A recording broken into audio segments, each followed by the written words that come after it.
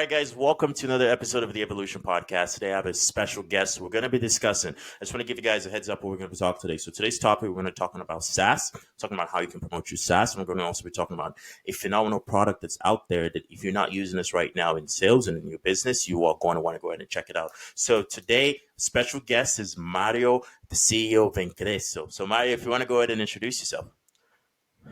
Hey, thank you, Emmanuel. I'm so excited to be here with all of you guys today. As he said, I'm Mario Martinez Jr., CEO and founder of Vengreso. We are the creators of flyMSG, which is a AI-based text expander and writing assistant. And I couldn't be more excited to be talking to all of you guys. I love it. So flyMSG. So what was the, the main reason why you went ahead and started that company? So it was actually a product that we designed originally under the Vengreso LLC umbrella. So Vengreso was formerly a sales training company that focused very specifically on sales prospecting for business owners and enterprise sellers. It could be an SDR, could be a business owner, entrepreneur, could be an account executive, national account manager, whatever it might be. And we designed the Modern Sales Mastery program that was specifically to help sellers learn how to leverage digital channels to engage with today's modern buyer. So LinkedIn, email messaging, video, because there was plenty enough training out there on phone prospecting, and there was a ton of training. Pardon me. And there was a ton of training out there related from the hello to close. So we really focused in on the pre-hello to the hello sales training. And during that process, we had designed a playbook. And that playbook was about 27 pages long and about 60 different types of sales scripts. Now, what sellers would do is they would go into this playbook and they would take our scripts and they would massage them to match their tone, their flavor. As such, what we found was that business owners, sellers, everybody in between, they would copy and paste this documentation and they'd put it onto LinkedIn, they'd put it onto CRM, they'd put it into email. All right, that worked great, except one problem. They were spending anywhere between 1 to 15 minutes per message. Think about this. They had to go out and find it on a Google Doc, Word Doc, OneNote, Evernote, Notepad, Notebook, or worst yet, draft email. They had a playbook from us. They had a playbook from their manager. They had a playbook from their enablement team. And now they're looking for the content and spending all this administrative time. So what we did was we said, well, we can come up with a text expansion product that would allow us to take all of our messages, put them into the cloud. And with a few short keystrokes, I can build out my entire message ubiquitously, whether I'm on Chat for Drift, whether I'm in HubSpot, whether I'm in Salesforce, whether I'm on LinkedIn, whether I'm in Outlook Online or Gmail or whatever the case might be. And so that's how we built flyMSG, was to support our sales training program. That was the evolution of flyMSG. So let's talk about the text expander feature for a little bit. All right, so just imagine you're talking to me and I know nothing about sales. I know nothing about the content. So what exactly is it expanded? Is it, what exactly is it put in more context to? Good question. So generally, Loom just came out with a study that showed 80+% of the U.S. workforce uses messaging multiple times per month, the same message multiple times per month. They also found that 64% had used it multiple times per day. So think about it in this case. We're connecting with somebody and I'm reaching out to connect and I have a base template. Hey, first name, exclamation point. I noticed that this recent post, insert link, had, and then you have a finish off a sentence. Or you want to book a meeting with me. And instead of reaching out and saying, hey, Emmanuel, typing this out, hey, Emmanuel, let's go ahead and schedule some time. I'm looking forward to talking. Here are 3 dates and times that work for me. Insert date, insert date, insert date. Or if that doesn't work, here's my link to schedule a meeting. Go out and find the link, copy it, paste it, put it in, reread, hit send. Now that will take you an extra minute to 2 minutes to do all the administrative part. So imagine if you could take all of your templates, put them into a text expander, and you create a short code, we call a fly cut. It's a shortcut. So instead of typing out that entire let's book a meeting message, I'm actually going to type out -BAM for book a meeting. And when I type that out, the whole entire message builds out for me, no matter what the platform is, anywhere online. It could be on Google Doc, it could be on a Google Calendar, it could be on a Outlook email, it could be within Salesforce, it could be within you put the app, the SaaS application inside there. So that's what we design, and that's the benefit of a text expander, is that it helps, on average, our community is saving over an hour per day in administrative time of having the text expander type for them and build out content. That's interesting, because what you're saying with the fly cut, which is basically, it's kind of like the pieces of code where you just put a few curly braces and then you tap in a few things. So basically, if I'm understanding you correctly, right? So I want to type a message, right? I want to send a message to for a podcast guest, for instance. I go dash reminder, let's say dash RAI, and then it boom automatically pops around the message. Hey, it's an hour. The whole shebang. Now, how does that work? Is that a Chrome extension? Is that a plugin? Is that how does it have access to the data to know where I'm at and where I'm requesting information? Really great question. And by the way, podcasting is a phenomenal use case. I have the Modern Selling podcast, which is a 7-year-long running show. Congratulations. And for anyone who wants to, that I invite to join my podcast, I have a code, join my podcast, all one word, join my podcast. And the entire 450 words builds out exactly what they need to do, where they need to go, what the show is going to be about, what questions they need to submit. It's all built in. I also have one, for example, when someone has joined my show. As soon as we publish it, my marketing team sends them out the social media posts, and I simply reply with -5, the number 5, star. And I ask them for a 5-star rating, and it's a 1 sentence. So it takes me literally a second to be able to put that in and go. Now, back to your question on how does it work. It's actually a Chrome extension, and this week, we just launched the plugin version of flyMSG, which is really cool. And you can go to flymsg.io, whether it's MESSAGE or MSG. So you called it flyMSG, and that's perfectly fine. But MSG stands for short for message, right? So you can go to flymsg.io, set up a free account.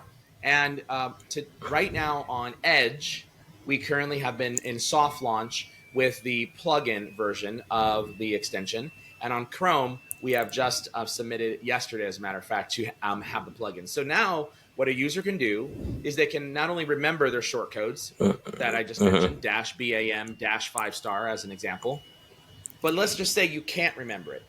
Now we've embedded flyMSG directly into your workflow. So it's going to be embedded into Outlook. It's going to be embedded into Gmail when you go to compose a message or reply to a message. It's going to be embedded into LinkedIn and LinkedIn Sales Navigator as an icon in your messaging application. And all you have to do is click the little purple FM logo. Up pops up all of your messages. Do a search, find it, select it, input it, and it automatically goes. So that's the plugin.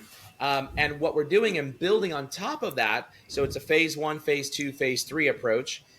Phase 2 will come added functionality, things like first name tokens, company names. We're reading this material off of a website or off of LinkedIn as an example, where you can auto insert information inside there with your messages. So that's phase 2. Phase 3, which we're currently developing right now, will be things, the AI writing component. So say you go to LinkedIn or Twitter and you look at a tweet or a post and you want to reply to a comment.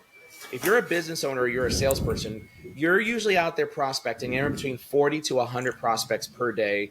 And so thinking of thoughtful, insightful responses to posts that you're targeting for customers can be very difficult. We're going to put that into the hands using AI that will allow you to click one button and will read the post entirely for you and write a thoughtful, positive response or a curious reply. I love it. I was actually going to ask if you guys were doing anything, with the new, what you call it, generative AI, if you guys are going to be incorporating that in any way to, because people are almost getting lazy now, because it's like, why type up a message when you can just hey, I want to send a message to this person and it automatically written by AI. No, I love it. I love the SaaS. Now, I want to talk about a few common problems that a lot of SaaS SaaS businesses, SaaS agencies, SaaS companies have, which is a customer education process, right? Because it's almost as though your customers have to be willing to learn and go through the learning curve, right? So what's that learning curve like for you guys, and what are you guys doing as far as like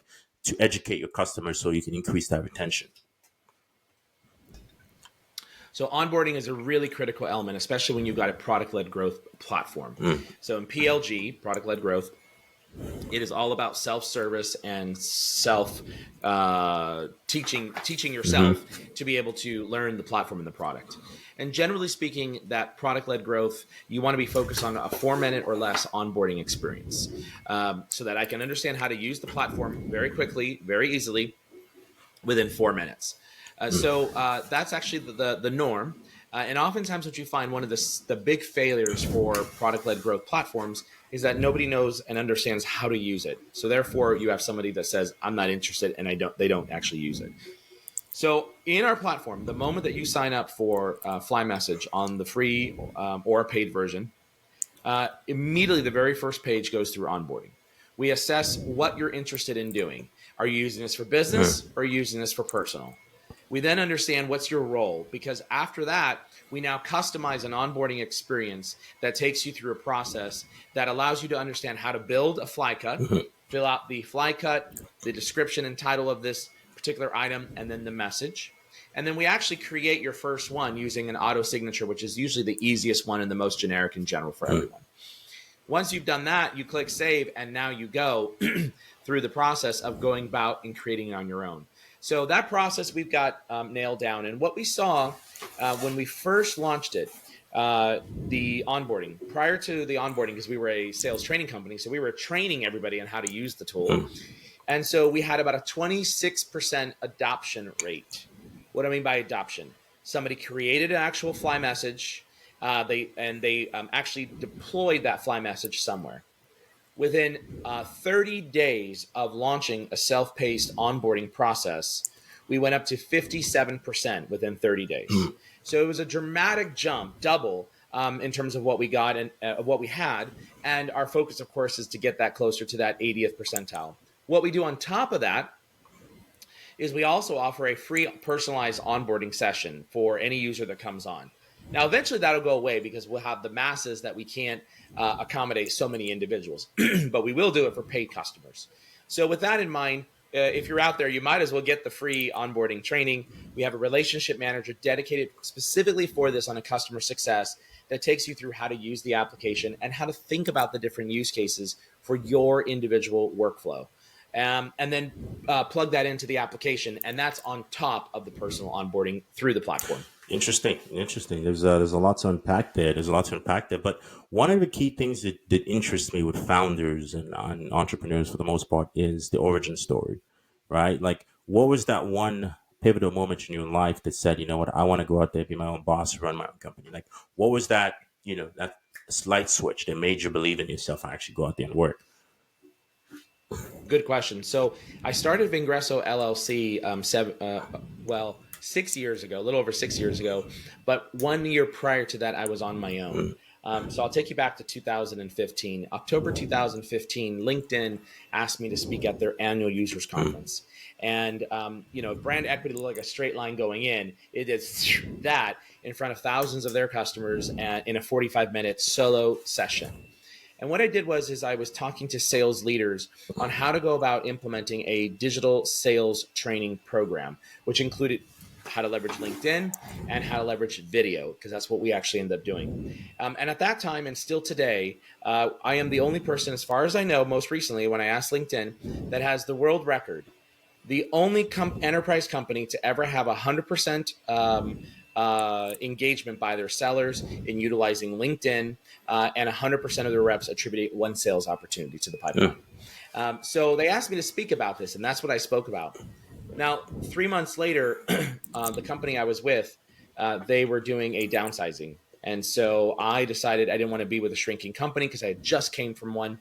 And so I took a package on January 4th was my last and final day.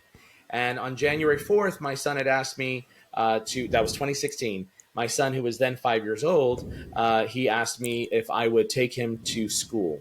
Interestingly enough, this kind of became religion for him since he was in kindergarten. Yeah. He was a late bird. By that time, late bird start time was 10 a.m. and I was already in San Francisco for my job.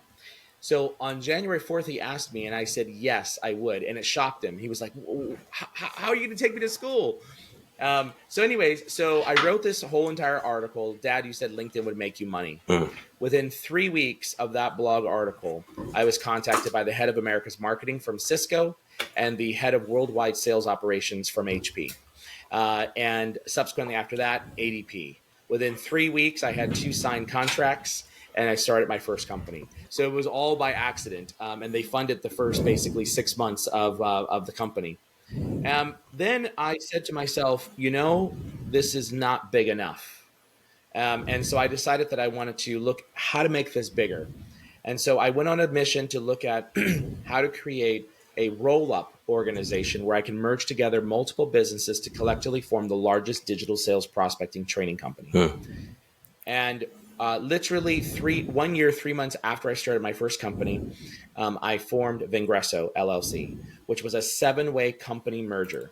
It was probably single-handedly the hardest thing I ever did in business, hardest thing I did in life, and I'll never do it again that way. With that in mind, 4 of our original co-founders stayed on through the 4.5 years of Vengreso.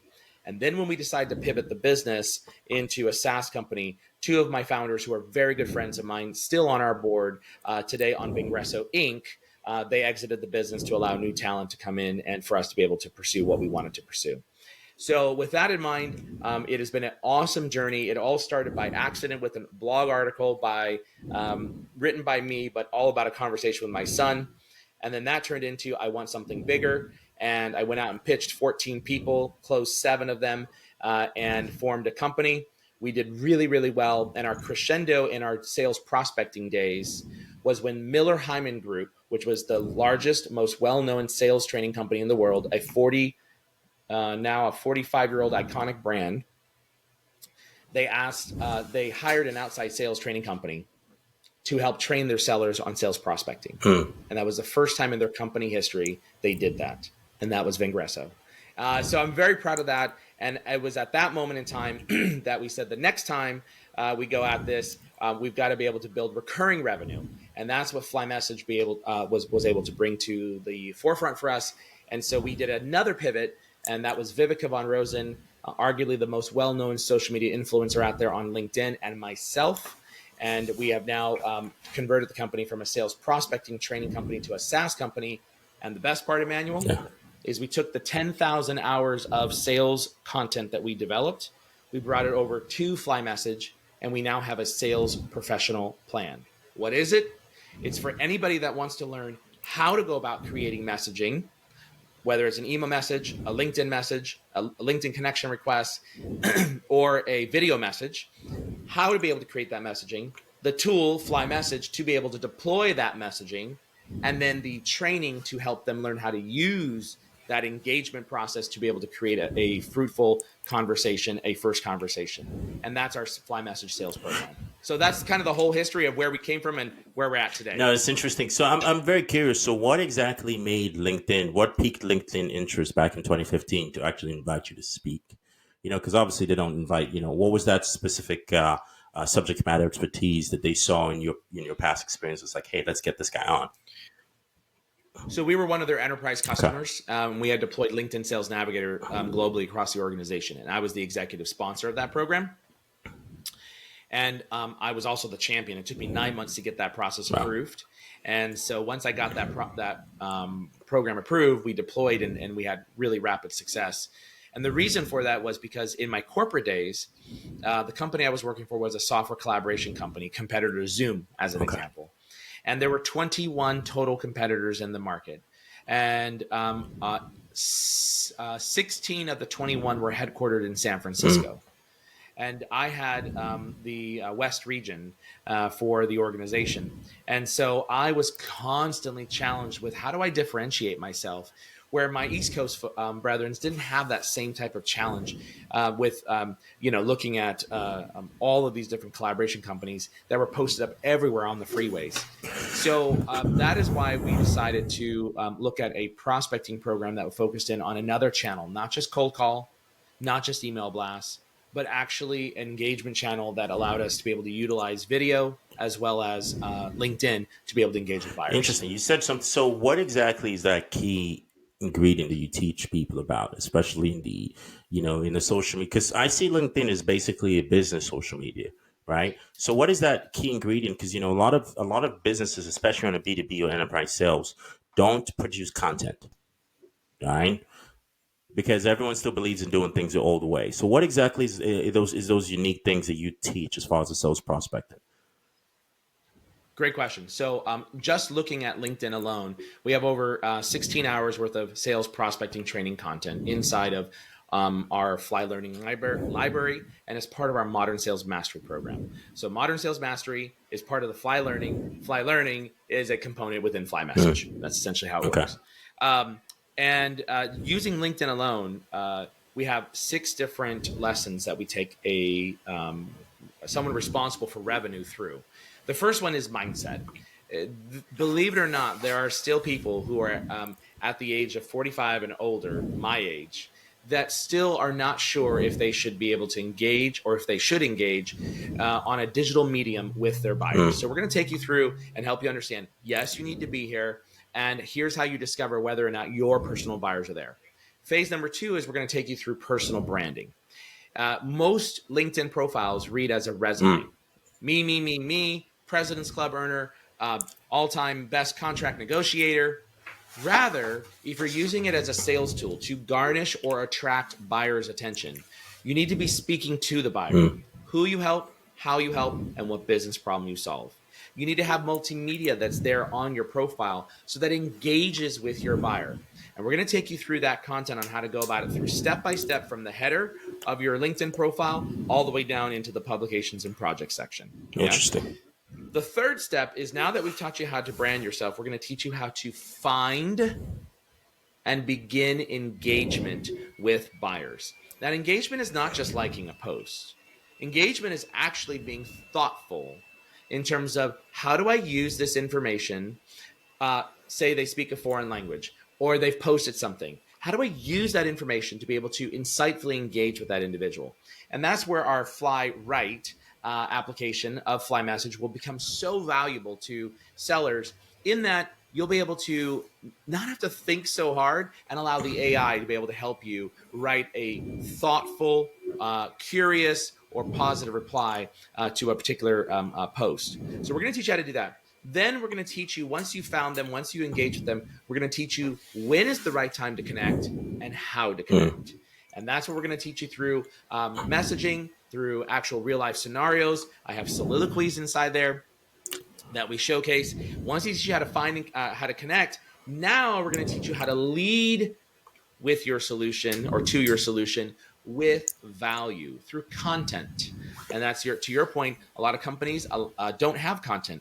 Maybe a lot of small business owners, they don't have content. So what do you do in those situations? Well, you're going to use OPC, other people's content, right? And that's how you're going to be able to engage with that buyer. You're going to use industry content, or you're going to use your own blog, white papers, ebooks, case studies, videos, YouTube, as an example. You name it, you're going to use that content. So that's super important. And you're going to use that content to engage in your feed, so that any one of your, let's just say, 1,000 connections, when they're on LinkedIn, your content now shows up in front of them. And we're going to teach you how to do that, and how to make sure that your content is seen in the various different groups that you want to have it seen at. And then finally, we take you through the cadence. What do you do daily, weekly, and monthly to be able to engage with your buyers and sustain success month over month, a year over year? And we take you through that process. Now, that's just our LinkedIn training program. There's an entire video sales training. There's a virtual selling component. There's a negotiation component. There's all kinds of really great stuff inside of our training program. Things like social triggers. What happens, Emmanuel, when you and I are connected and you have a work anniversary? Am I going to be one of the guys or gals that just clicks the message that says, say congrats. And now another one of the congrats messages end up either on your social feed or on your messaging. Or am I going to actually engage more thoughtfully and turn that congratulations into a call to action for a meeting? And those are the things that we teach sellers how to do. Okay, now I'm very curious now. Okay, so I am genuinely curious about how to turn a congratulations or happy birthday into a meeting. How would you go about that? Let's say it's my birthday, or it's I just started a new position. What's that process? Good question. So all throughout the training program, we have various different techniques of how you would do something like that. First, that you have to recognize is you cannot be the same as everybody else. So let's just say it's your birthday. Let's just say it's your work anniversary. Me saying happy work anniversary, just like everybody else, is it a ping? Yes, check the box. Will my prospect or buyer see that? Maybe they might. Or would I engage with a thoughtful reply that actually might lend to an engaged conversation? So I might say something like this, Emmanuel. I might look at your LinkedIn profile and I might look at all the latest content. Or I might look at my content and see some sort of ebook, white paper, or a webinar. So let's just say you're a VP of sales and your work anniversary's popped up. Fantastic. I might say, hey, Emmanuel, congratulations on your 5th year, personalizing it so I can recognize that I've looked at your profile and I've calculated what that looks like. Your 5th year at company ABC. And as a result, clearly you've had success. Now, one of the things that most of my peers that are VPs of sales want more of is how to be able to create more great sales conversations and how to grow that sales pipeline to ensure continued success. Directly below is a fantastic blog article on how your sellers can reach a 69% response rate to, yes, I will meet with you. I'd like for you to take a look at it, and then I'll follow up and see if you have any questions or to schedule a meeting and talk about that. Then you attach the link, and inside that congratulations message, now on the recipient's end, what do they see? Not only do they see my insightful, thoughtful message, but now they see a big, beautiful thumbnail of the image with the link to that URL that stands out from the crowd, because everybody else is congrats, congrats, congrats, congrats, right? Where I'm going to actually change that up, that makes it look like a thoughtful message, and it takes up not just one line on the screen, but actually takes up 2/3 of the messaging screen. That's going to help you stand out. Wow. Okay. All right. Okay, guys. Well, you've heard it from the man himself. So if next time you see someone that has a just had a new position, make sure to pretty much take advantage of the opportunity and basically, congratulate them. But obviously, try to see if you can book a meeting as well. Because then again, it's there's the movie Always Be Closing, ABC. So that's right. So okay, so walk me through the sales process in this instance, because you did sales training, right? You did, and you mentioned something, a very key word, which is monthly recurring revenue. Right. And I'm assuming when you did sales training, it was more or less a one-off deal. Hey, we'll take this much up front, and after we're done with the training, that's it. Versus the SaaS model was more, hey, you pay us on a monthly basis for a lower fee. We have a residual income. Was that more or less the mindset, or was it? Yeah, exactly. In our sales training world, we built it up to over $1 million a year business, and about 50% of our revenues at that best would be recurring revenue. The other 50% was nobody wanted to sign up for anything beyond a 1 year long term, right? So it was one and done. And that was because in that world, in a service-based business, you're constantly finding your next opportunity. Whereas in a SaaS model, you have the gift that keeps on giving, theoretically, and that is recurring revenue.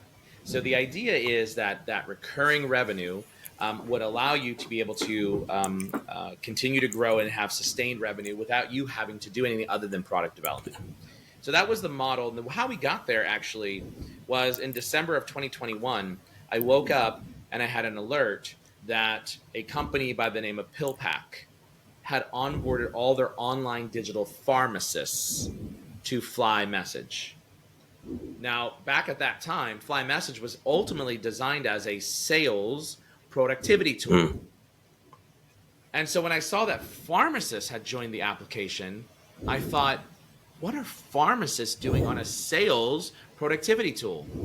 Well, it turns out that because we had opened up the application to the public, we had never actually charged for anything. We just embedded it directly into our sales training program as a line item.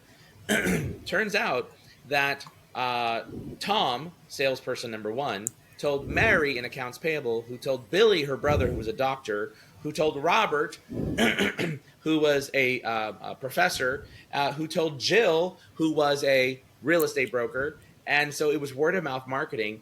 And we had only onboarded a few hundred users to the platform through our sales training program. At that time, we had 2,000 users on the platform. And so it all grew as a result of word of mouth marketing. So what we did is we said, well, wait a minute. If we look at the users, are most of these users salespeople? And it turned out that only 35% of the entire community that was on flyMSG were sellers. It was the 65% that caught my attention that said, wait a minute, there's an entire horizontal that we're not focusing on. Can we monetize that horizontal? So we put a plan in place, a 12-month long plan, which took us 13 months to complete, to pivot from a exclusive sales training company into a SaaS company. And we completed that in March of 2023. That transition plan.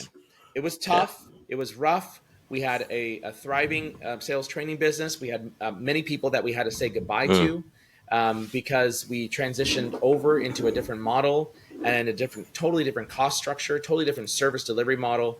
And so many folks that was sad to have to let go as we transition, but we did, and it was the right thing for the business.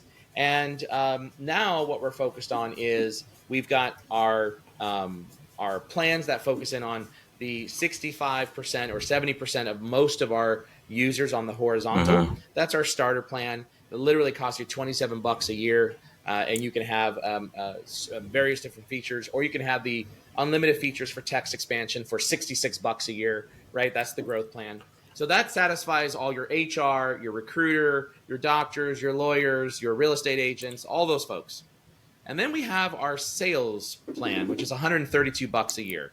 And that essentially is it's like $10.50, $11 or something like that.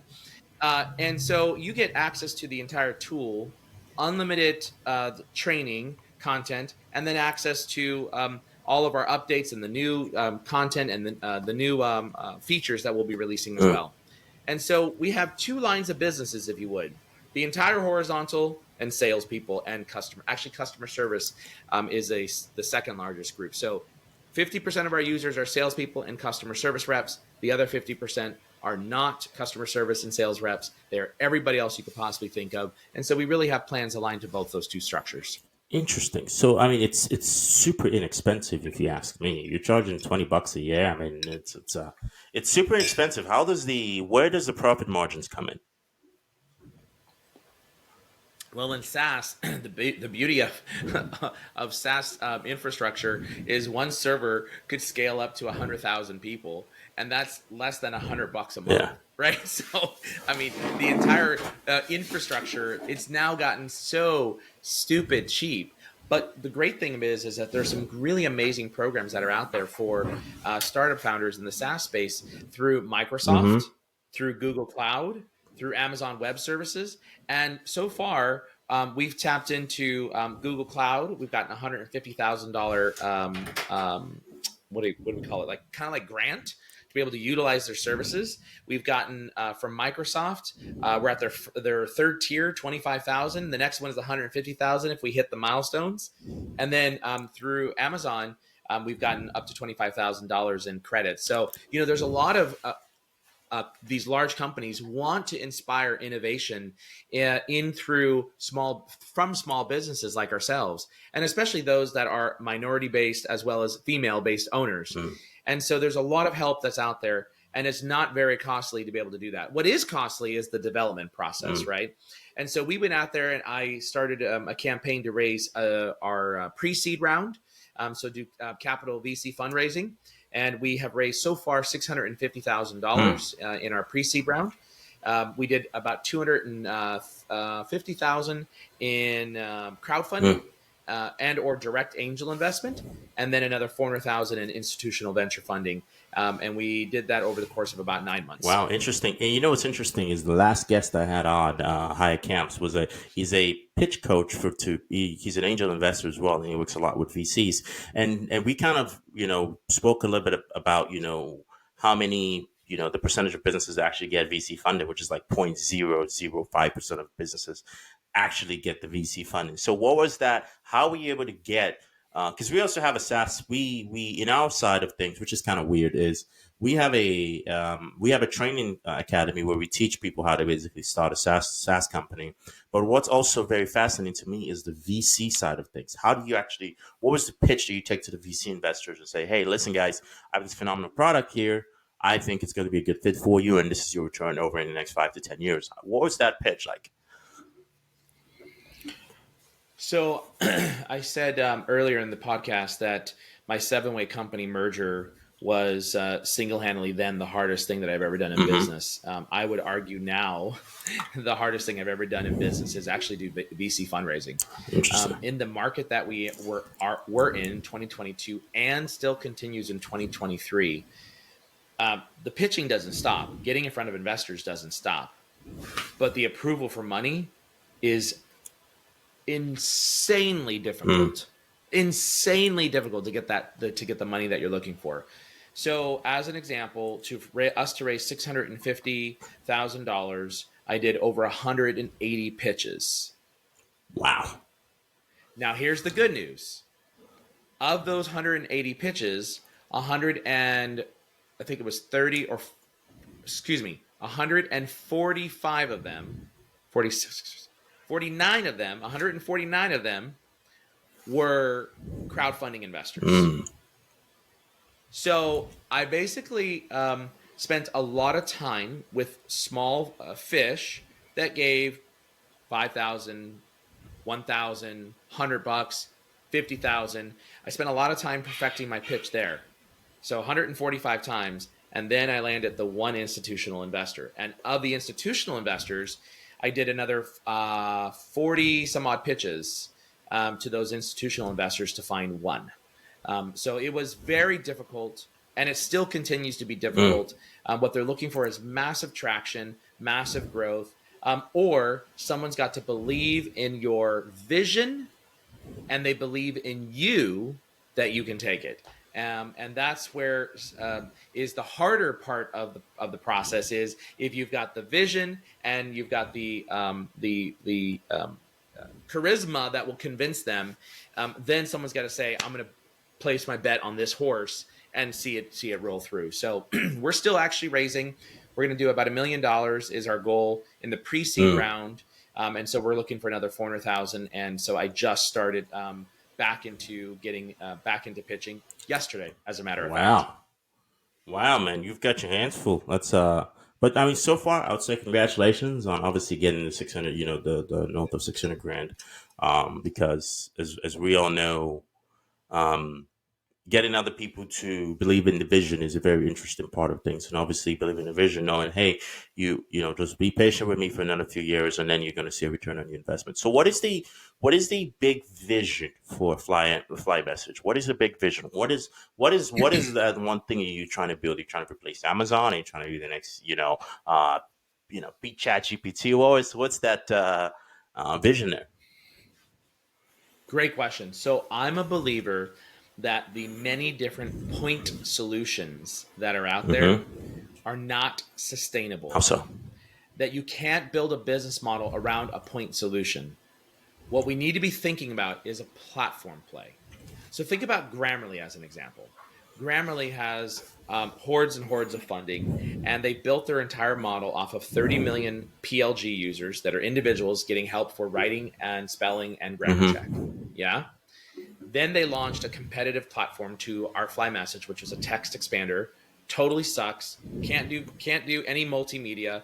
Can't do hyperlinks. It is like basic vanilla. But it was their first dip their toe in the water because they can't sustain the business just off of grammar check, just off of spell check. Someone's going to come in and Google's going to make it a lot easier to be able to do it on Gmail and Outlook and et cetera, Microsoft, right? So now they expanded out into text expansion. Then they released the AI writing component for just helping to write emails. Okay, so if you look at some of these trends that the larger organizations are doing, sorry about that. Repeat that. If you look at some of these trends that some of the larger organizations are doing, they're recognizing that a point solution can't stand by itself. So while we can create great SaaS technology, we can create a killer app that does a very specific thing, like grammar check or spell check. It's not enough to sustain the business. You have to start putting out a multifaceted, a multimodal approach to your business. And that's where I believe flyMSG is going to make a very big differentiator. In today's environment, literally today, right now, we are a text expander. You can put in any message you want into flyMSG and deploy it anywhere online, ubiquitously across any SaaS platform that you're on. But where it needs to go is into the workflow of a knowledge worker, of which there's 1 billion knowledge workers. And that workflow starts with helping you write the message to begin with. And this is a message that is not just on email, which is Grammarly's focus.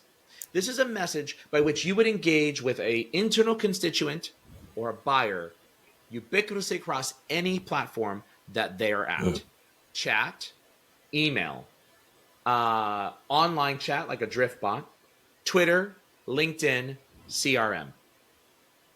And there are no applications today that are allowing you to do that ubiquitously. You got to have this application for that, this one for here, this one to work inside of this plugin.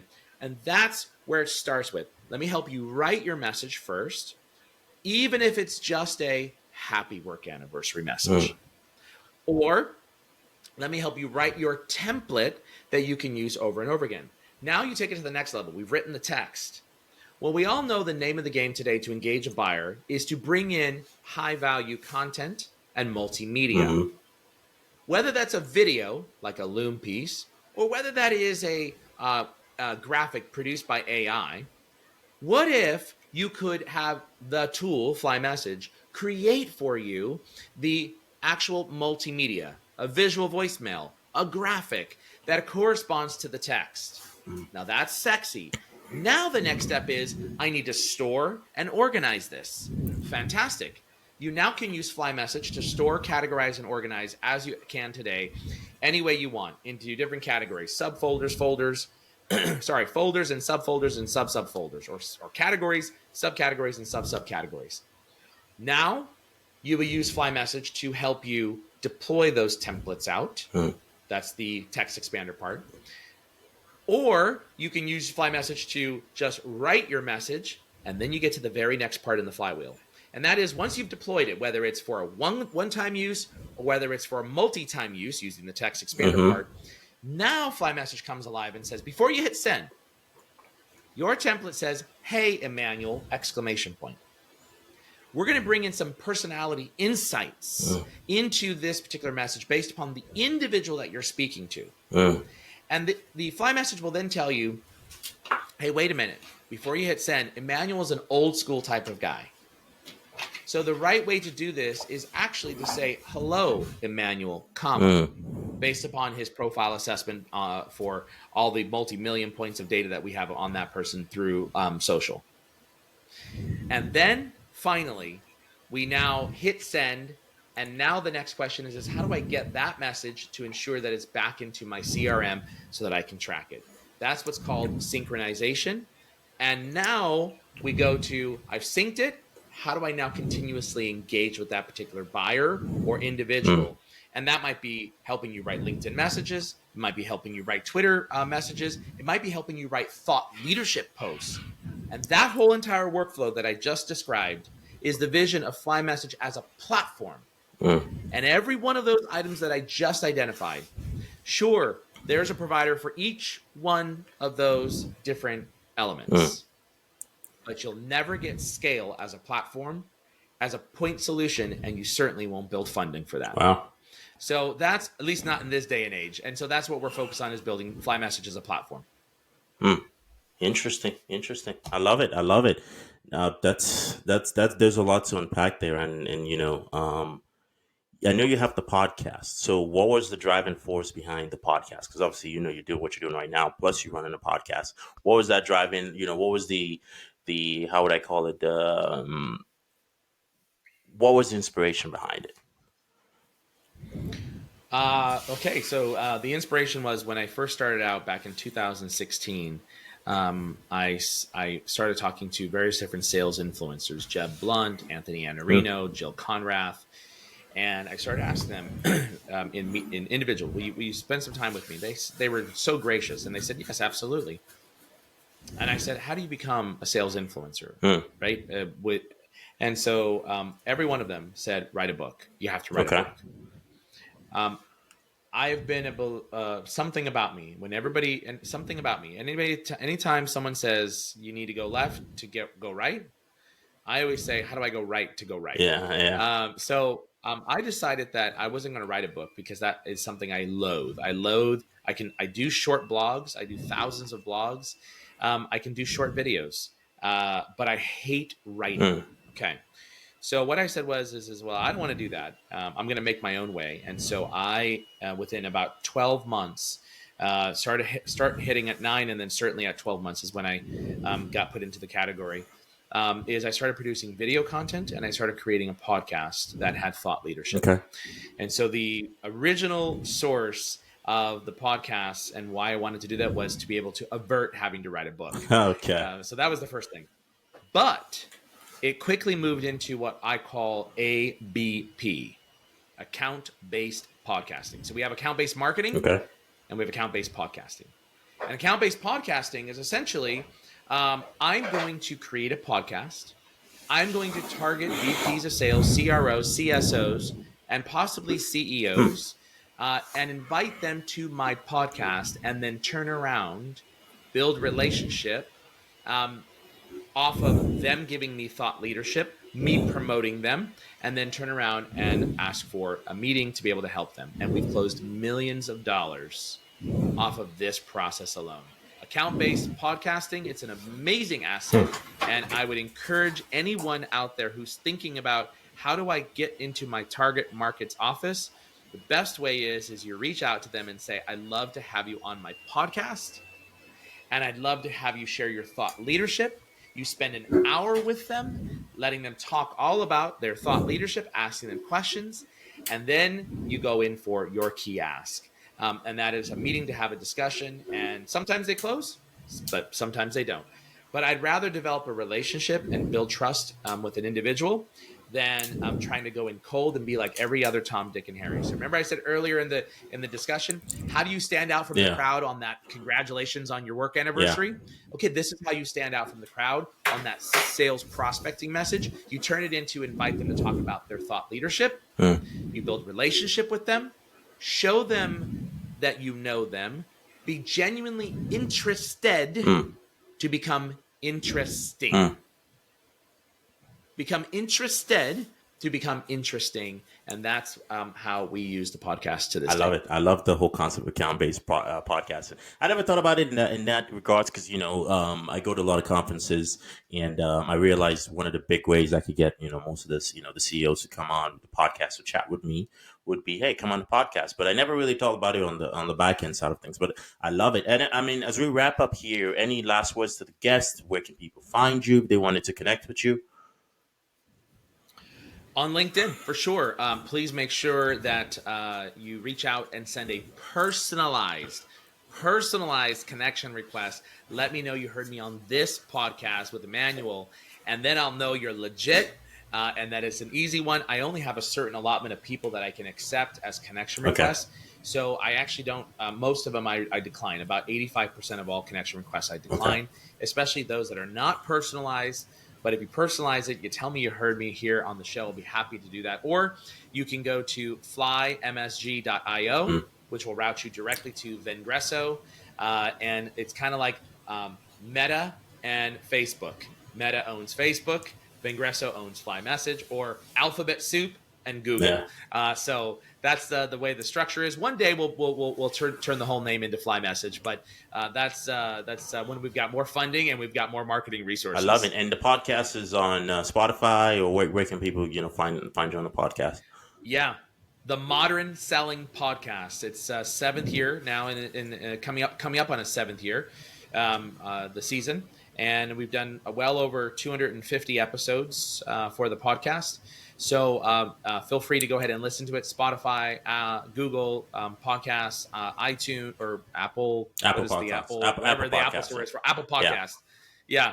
And anywhere else, you could also Google Modern Selling Podcast or the Modern Selling Podcast, and you'll All find right, it. perfect, guys. The links are going to be in the description, so just go ahead and check them out, and obviously go ahead and say, hey, watch the Emmanuel's podcast, and hey, I want to go ahead and connect with you. I believe there's a lot to learn, especially with the way you approach the sales as well. It was great having you on, and all right, guys, enjoy. All right.